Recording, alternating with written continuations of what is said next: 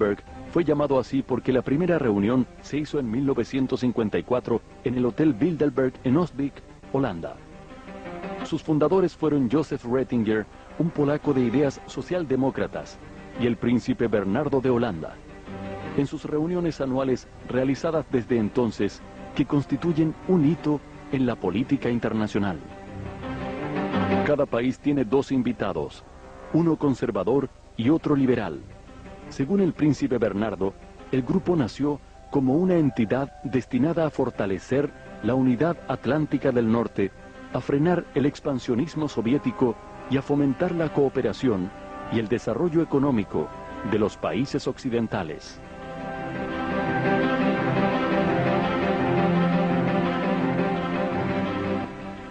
A veces, para conocer mejor a las organizaciones, debemos saber más acerca de las personas que trabajan en ella. Hay dos datos interesantes sobre la integridad del fundador de los Bilderberg. Primero, Bernardo de Holanda de joven militó en las SS de Hitler. Segundo, tuvo que dejar de presidir las reuniones de 1976, cuando se vio involucrado en el escándalo de los sobornos que la fabricante de armas y aviones Lockheed protagonizó cuando sobornó a funcionarios italianos, holandeses y japoneses.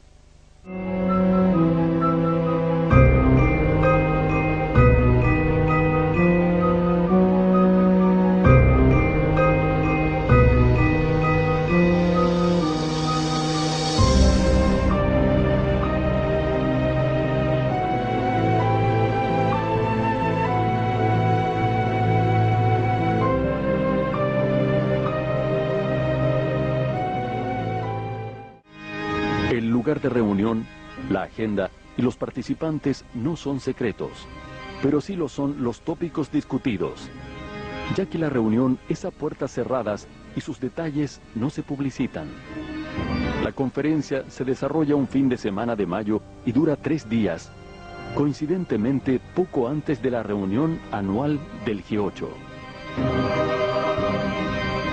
Una caravana de limusinas negras deposita a los invitados en un lujoso hotel o palacio fuertemente custodiado por la policía y los servicios secretos de los países invitados. Entre sus invitados hay financistas, capitanes de la industria, dueños de medios, políticos y gobernantes de Europa y América del Norte. Al observar estas reuniones podemos tener una noción de cómo serán las naciones del futuro. Grupos de poder económico que concentran los medios de producción y el capital en un planeta superpoblado, enfermo de pobreza y con los recursos naturales amenazados. Fueron o son participantes del grupo Bilderberg los presidentes de France Telecom, Coca-Cola, Danone, Heineken, JP Morgan Chase, altos funcionarios de los gobiernos de Estados Unidos e Inglaterra, ministros y primeros ministros europeos y los editores de los diarios El País, La República, Le Figaro, The New York Times, Die Zeit y Wall Street Journal, entre otros. ¿Qué tenemos que pensar cuando una reunión estratégica tiene como participantes a los dueños de los principales medios y sin embargo su temario sigue siendo un secreto? ¿Cuál es la lealtad que deben dichos medios a sus lectores y cuál a esta sociedad secreta de poderosos?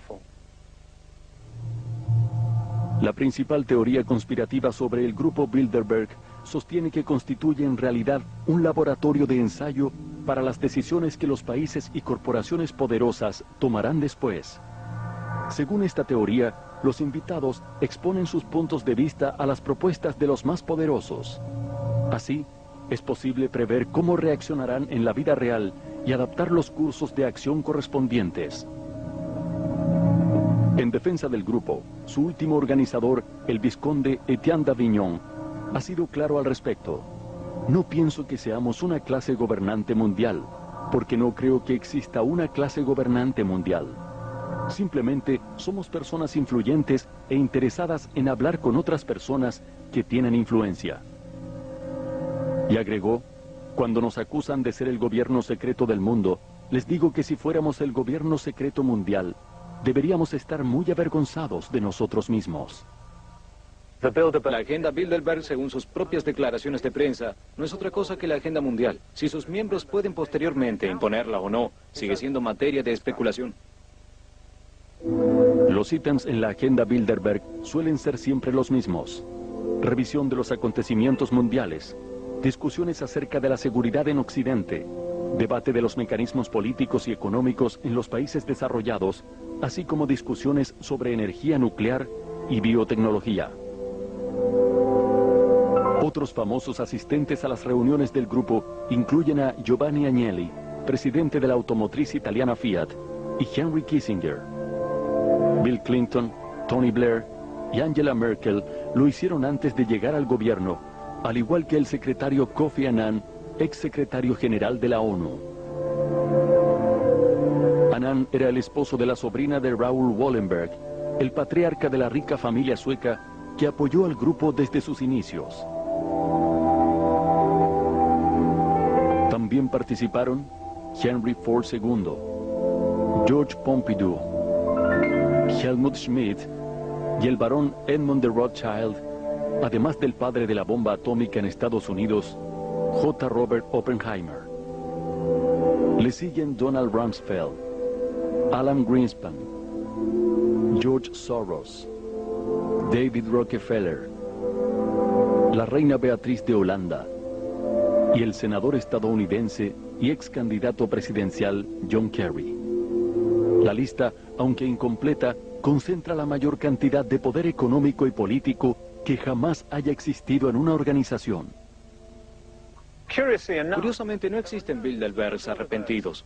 Nadie jamás ha roto el silencio y sus declaraciones públicas solo suceden muchos años después de las reuniones del grupo, cuando ya es tarde para cambiar los eventos de la historia. Para muchos, estas declaraciones escuetas son la prueba fehaciente de que todas las sospechas que recaen sobre el grupo son terriblemente ciertas. Años después de participar en una reunión, George McGee, ex embajador de Estados Unidos en Alemania, dijo que el Tratado de Roma que creó al mercado común europeo nació en las reuniones de Bilderberg. Jack Shakeman, presidente de la Amalgamated Bank y también miembro de Bilderberg, dijo en 1996 que la idea de una moneda común europea se discutió muchos años antes que se hiciera realidad.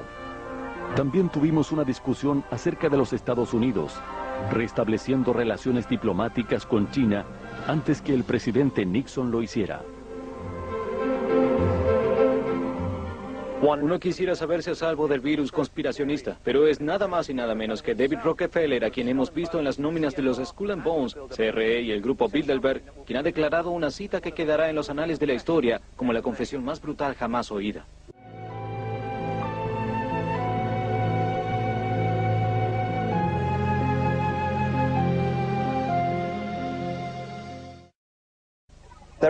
Son demasiadas casualidades para pasar por alto, demasiados indicios de que algo anda horriblemente mal. Después de todo, si nosotros mismos tuviéramos poder, dinero y acceso a información reservada, ¿quién dice que no la utilizaríamos en nuestro propio beneficio? Si seguimos la trama de la historia desde la Revolución Industrial, veremos que existe un encadenamiento de eventos altamente sugestivo, que parece probar la teoría de las conspiraciones, o al menos proveer sólidos argumentos a su favor. Primero, la creciente concentración de capital y recursos en pocas manos privadas como bancos y gigantescas corporaciones multinacionales.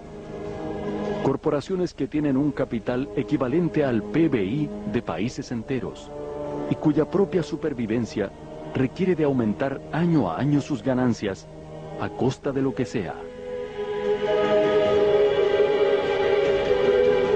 Segundo, la creación de órganos públicos multilaterales de control, que en realidad están compuestos por la suma de intereses privados, como la propia Reserva Federal de los Estados Unidos, el Banco Mundial y el FMI. Tercero, el innegable avance de la privatización, la apropiación privada de los recursos naturales, de la infraestructura de comunicación, de la industria pesada y la defensa, la salud y los sistemas bancarios, alejándolos de las manos del pueblo y entregándolos a las ambiciones garras de las corporaciones privadas.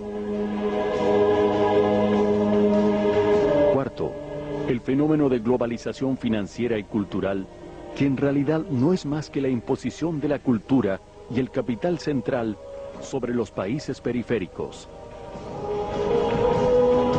Quinto, la generación de conflictos mundiales y enemigos estereotipados que manipulan la opinión pública y terminan destruyendo cualquier posibilidad de debate u oposición, derivando en la pérdida real y concreta de muchos de los derechos democráticos más elementales.